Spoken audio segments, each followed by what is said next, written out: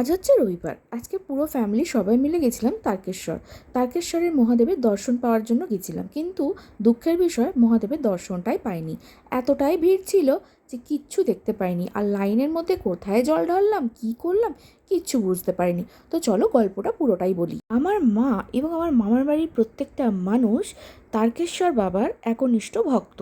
আমার মা বহু বছর পর আজকে তারকেশ্বর গেছে। অনেকবার যাওয়ার চেষ্টা করেছে, কিন্তু সঙ্গী সাথীর অভাবে যেতে পারিনি।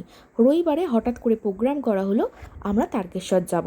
যেহেতু রবিবার দোকান বন্ধ, তাই অমিতের একটু সুবিধা হলো যেতে, সেই জন্য আমরা রবিবার দিনটাই চুজ করেছিলাম। তারকেশ্বর যাওয়ার পর বুঝতে পারলাম সেখানে গিয়ে টাকা ছাড়া কিছুই হবে না।